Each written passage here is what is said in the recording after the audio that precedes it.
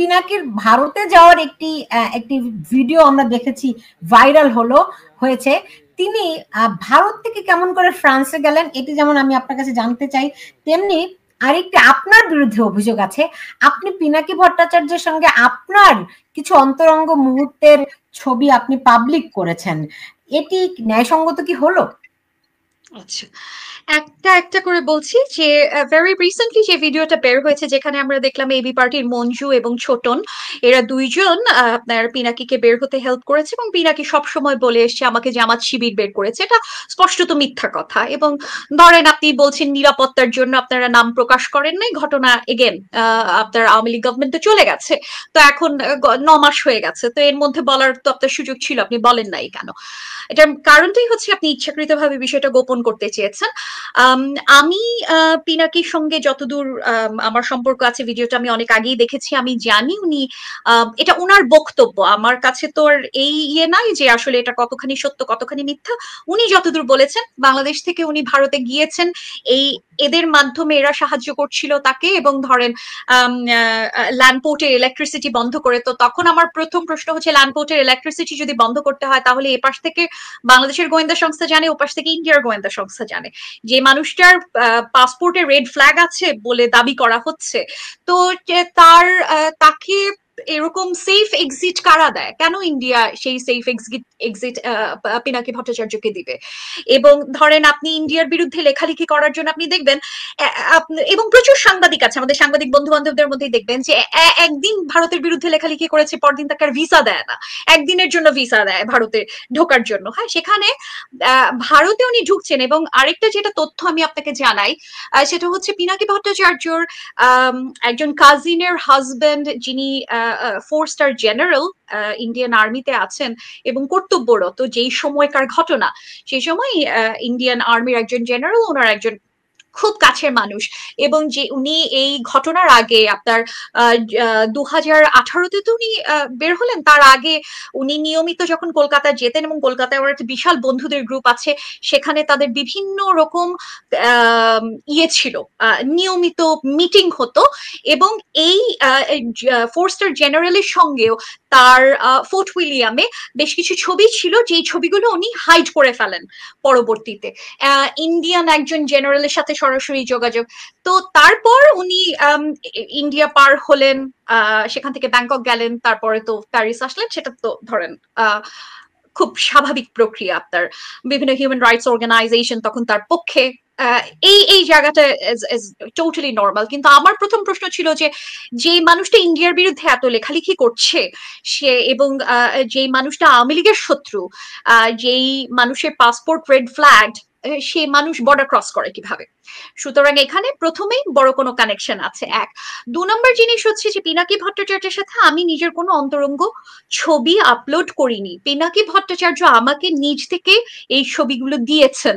উনি নিজে একজন মেগালোম্যানিয়াক মানুষ। আমি বললাম যে আপনাদের পিনাকিকে রিড করার ক্ষেত্রে এই জায়গাগুলি মাথায় রাখতে হবে, যে ওনার প্রধান সমস্যার জায়গা, ওনাকে লাল গালিচা সংবর্ধনা দেওয়া হয়নি, উপদেষ্টা বানানো হয়নি, এটা হচ্ছে ওনার প্রধান সমস্যা।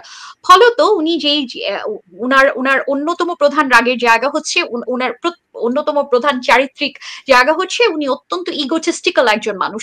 তা আপনি এই ইগোটিস্টিক্যাল মানুষজনকে আপনি ইজিলি স্টার করতে পারবেন। আপনি ধরেন তাকে যদি বলেন যে আপনাকে খুব সুন্দর দেখাচ্ছে, এবং সাথে সাথে উনি জামা কাপড় খুলে ফেলবেন।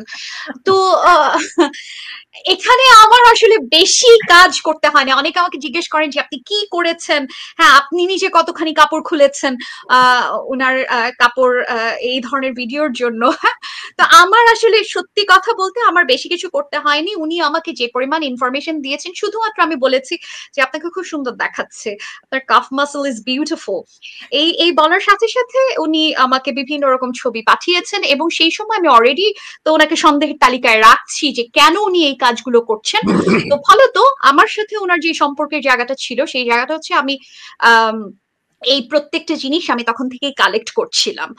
আর আপনাকে আমি আরেকটা বললাম, এইটা ব্যক্তিগত জায়গা। অফকোর্স যেহেতু ব্যক্তিগত প্রসঙ্গে এসছে, আমি বিবাহিত মানুষজনের সঙ্গে সম্পর্ক করি না, করব না, এটা বলা। নাদিয়া, আপনি শেষ হয়ে যাবে সময়, আমি একটু আমার সাবেক সহযোদ্ধাকে উদ্ধার করব এখন, মানে তাকে যে খাতে পড়েছে। তার মানে আপনি বলতে চাচ্ছেন যে এই ছবিগুলো যেহেতু সে পাঠিয়েছে, আমার এই বিতর্কে ঢোকা উচিত না। তারপরেও আমি লোভ সংগ্রহ করতে পারছি না। যেহেতু আমার উদ্দেশ্য হলো তাকে একটু রেস্কিউ করা। সেটা হলো আসলে তাহলে ৩ ইঞ্চির যে হিসাবটা এইটা মানে আপনি এইটা একটা কথার কথা। মানে যেহেতু আপনারা সরাসরি না এটা না না না না না উনি মাস্টারবেট করতে করতে আমাকে ছবি তুলে পাঠাচ্ছেন। তো এখন এখানে আমি তো ওনাকে মাস্টারবেট করতে করতে ছবি তুলে পাঠাই না, তাই না? এখন এটা উনার এই যে বললাম শুধুমাত্র এই জায়গা থেকে আপনি বুঝতে পারেন একটা মানুষের চরিত্র, যে ওনাকে শুধুমাত্র আধা ইঞ্চি প্রশংসা আপনি করবেন, উনি আপনাকে ৩ ইঞ্চি দেখায় দেবেন। এটাই হচ্ছে বিষয়। যে যে যে ঘটনা উনি ঘটেছেন, আমি ওনাকে এত দূর আমার শয়তানির জায়গাটা যেটা আমি স্বীকার করে নেই, যে এই শয়তানিটা আমি করেছি, আমি বলেছি যে হ্যাঁ you look like a Greek god. হ্যাঁ, এটা হচ্ছে আমার শয়তানির জায়গা। কারণ এবং অসততার জায়গা, আমাকে যদি কেউ অনৈতিক বলে, এই জায়গায় আমার অসততা অনৈতিকতা 100% আছে। কারণ আমি প্রথম থেকে চিন্তা করছিলাম যে এই লোকের অন্য কোনো ইন্টারেস্ট আছে এবং আমি এই জিনিস বের করতে চাই, এবং আমি ইনফরমেশন কালেক্ট করার জন্য যা যা করতে হয় সেই সময় আমি সেই ইনফরমেশন কালেক্ট করছিলাম। সো এইটাকে আপনি কনটেক্সট ছাড়া যদি বলেন যে একটা মানুষের নিউড ভাইরাল করা, is it ethical? Not really, একদমই না, 100% না। সেটা ছেলে হোক মেয়ের হোক, একটা ব্যক্তিগত রিলেশনশিপে কোনো অবস্থাতে এটাকে কোনো রকম ভাবে আপনি জাস্টিফাই করতে পারবেন না। প্রথম জিনিস হচ্ছে আমি ওনার সঙ্গে সেই সম্পর্কে ছিলাম না, ওনার সাথে আমি কোনো কমিটেড রিলেশনশিপে ছিলাম না, আমি ওনার কাছে কোনো কিছু প্রতিজ্ঞা করি নাই, এবং এটা উনি নিজ থেকে আমাকে দিচ্ছেন।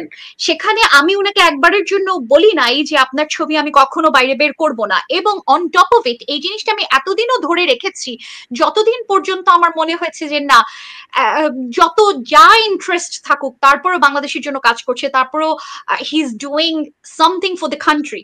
তারপর যে মুহূর্তে আমি দেখছি যে না, he is getting out of the hand, যে আউট অফ প্রপোর্শন উনি যা যা করছেন, তখন আমার মনে হচ্ছে যে ইটস দ্য রাইট টাইম। এবং দেখেন, এগেন অনৈতিক যদি আপনি আমাকে বলেন, অনৈতিক অবশ্যই, কিন্তু কাটা দিয়ে কাটা তোলা ছাড়া আমি আর অন্য কোনো প্রেম যুদ্ধে কোনো নৈতিকতা কাজ করবে না। এটা আমার কাছে যুদ্ধ।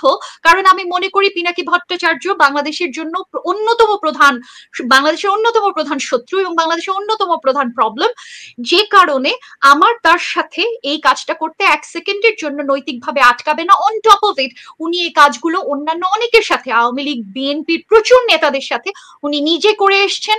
উনি প্রচুর ডিবি হারুন থেকে শুরু করে অন্যান্য এক গাদা মানুষের বডি শেমিং উনি নিজে নিজে করেছেন। এক গাদা বিষয়ে উনি পার্সোনাল বিষয়ে স্টার করেছেন।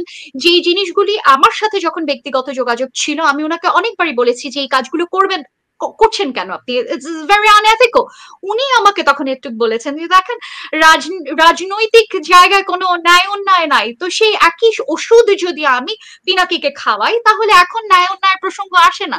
কারণ আমি মনে করি যে যার প্রধান সমস্যা ইগো, তাকে আমি ইগো দিয়ে ঘায়েল করতে পারি। কারণ আমি অ্যানালিটিক্যালি প্রচুর পোস্ট লিখেছি যে আসলে কিভাবে রয়ের এজেন্ট হিসেবে উনি কাজ করছেন, তার ডকুমেন্ট আমি সাবমিট করেছি, আমি তার বয়কট নিয়ে আমি লম্বা লম্বা লেখা লিখেছি। এই জিনিস তো পিনাকির ফলোয়াররা দেখবেন না, পড়বেনও না, এবং তাদের মাথা দিয়েও আপনি এই শোটা শুরু হওয়ার আগে বলছিলেন শাহেদ যে ইভেন অনেক অনেক শিক্ষিত মানুষ এই জিনিসগুলো দেখে। কেন দেখে? কারণ আমি বললাম তো 90% সত্য কথা, এবং আমি এই জিনিসটা অন করি, আমি বিলিভ করি যে হ্যাঁ, আওয়ামী লীগ গভর্নমেন্টের আমলে এই ঘটনাগুলো ঘটেছে।